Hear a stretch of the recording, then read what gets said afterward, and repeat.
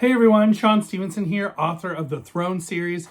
Now, first of all, I am just getting over having no voice. I lost my voice at a conference I went to last week, so I am still a little bit scratchy sounding, so pardon that. But otherwise, we've got a lot to talk about because today I might have probably the most controversial review that I've ever done. And that's because I'm reviewing a book called The Phantom of Locker 13 by Trevor Hanes. Now, this was a book that was new to me. I got this through the Reedsy Discovery program. And this book in particular, it's controversial because as I was reading it, I was having some questions about the writing. And at the end of the book, I figured out what was going on. And we got to talk about it. So first up, what is this book about? The Phantom of Locker 13. It sounded really great. I was super excited to read it. I thought it sounded like a lot of fun. It's about these kids in this school, and there's this haunted locker, and something's happening with the locker, and maybe people are sucked into the locker. There's all these legends and mysteries going on about the locker, like what's happening with it, what's really going on, is there something supernatural happening? So I was super excited to read this book, and at the beginning, I will say, the mystery of the locker pulled me in.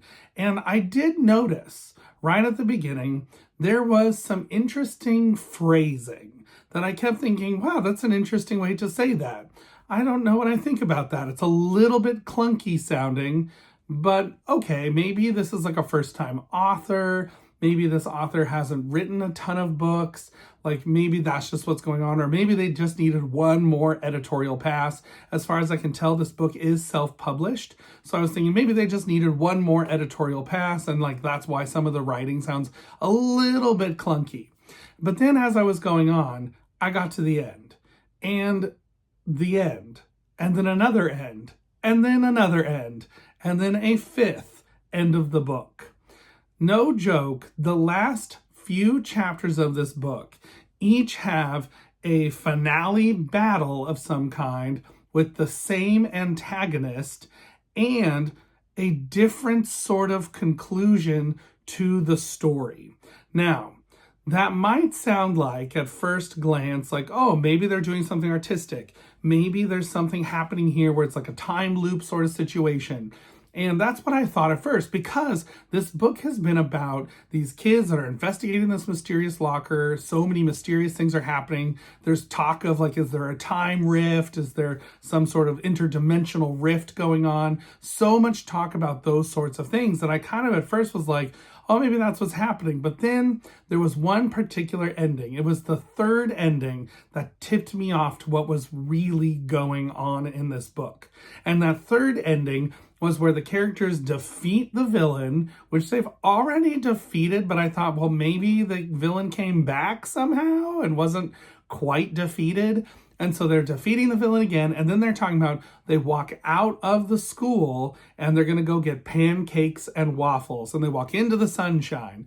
And then the next chapter started, and they were back in the same place they had just been, fighting the villain again in a slightly different way, and then it ends with them walking out of the school again. And I thought, wait, if this is some sort of a time rift thing that's going on, you did not give the reader any clues that that's what was happening. There are no clues like, oh, we're back here, how did this happen, kind of dialogue between the characters. There is no explanation of a time rift like that in the narration.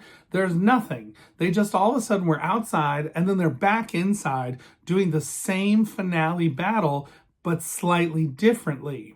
And then I started to realize something else had been going on throughout the book. There was, at the end of so many chapters, there was this phrasing like they finally had hope, something they had never had before. And I kept thinking, well, you just said you had hope like a minute ago. Like, how can you say that you now have hope for the first time when last chapter you said the same thing? There was also some of the characterization of the characters felt very flat.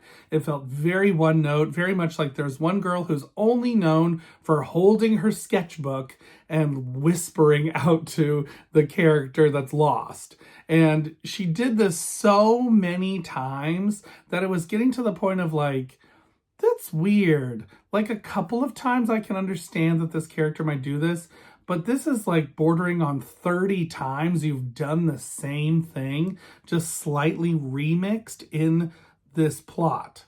Now, there's also a villain here. And the villain, I kept thinking, what? This book reminds me of this book. And it reminds me of this book, and this book, and this book, and this book.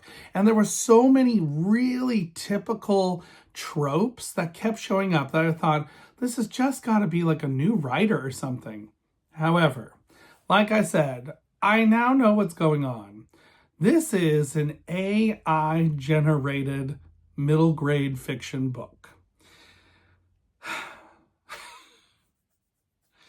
Now, I am going to just say this. I don't want to get into an AI debate.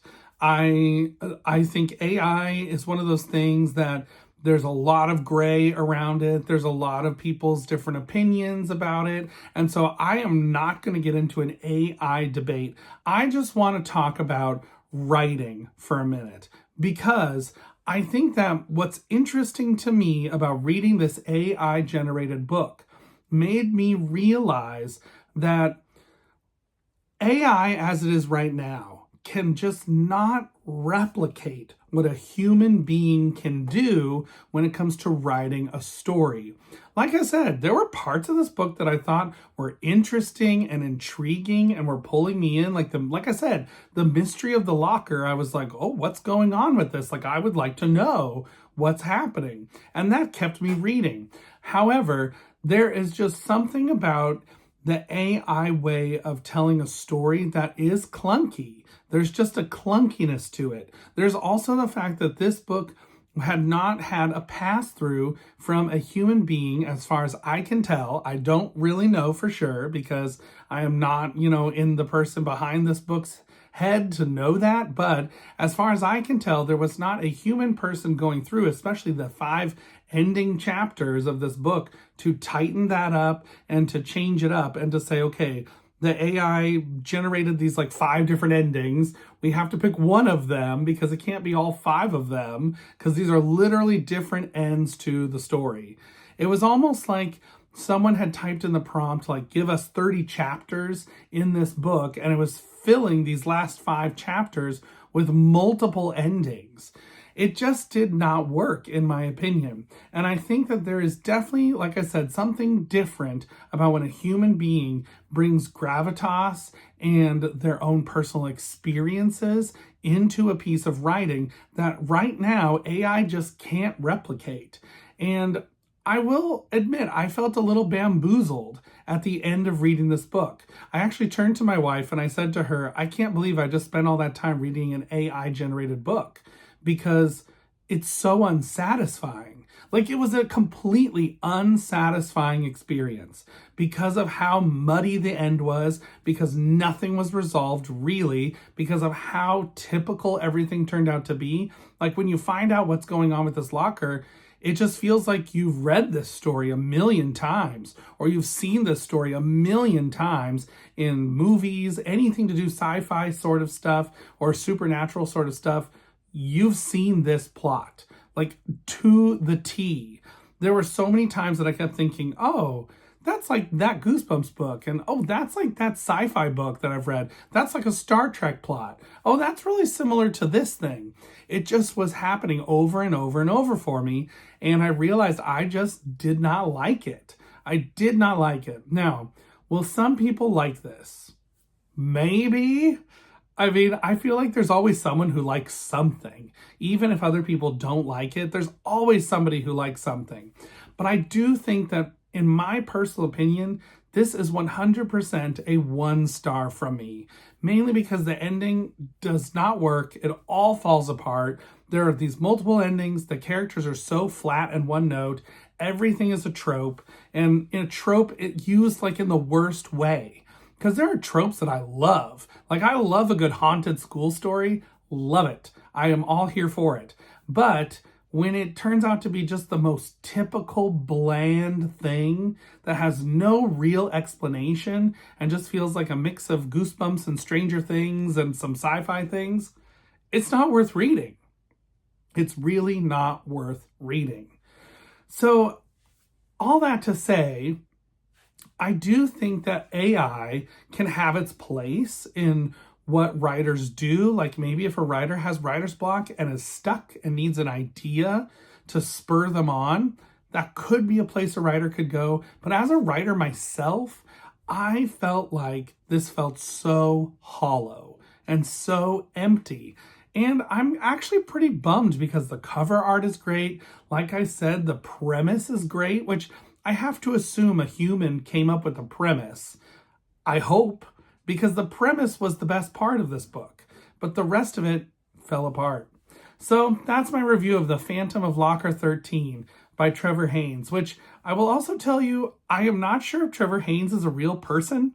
Based on some just research I was doing into their Facebook page and the just anything on Amazon I could find about them, it was all very mysterious and looked like a lot of AI generated photos of a person. So I don't know what to say about this book other than it's 1 star from me, and I feel bad. I don't give out that many 1 stars on this channel, and that's because I'm generally a very positive person, and I'm not like upset about this. But I do think there is something to be said for the artistry that comes through when a person writes a story from their own brain, from their own experiences, and puts that onto the page. I just think there's nothing that can truly replace it. So until then, everybody, keep reading. Bye.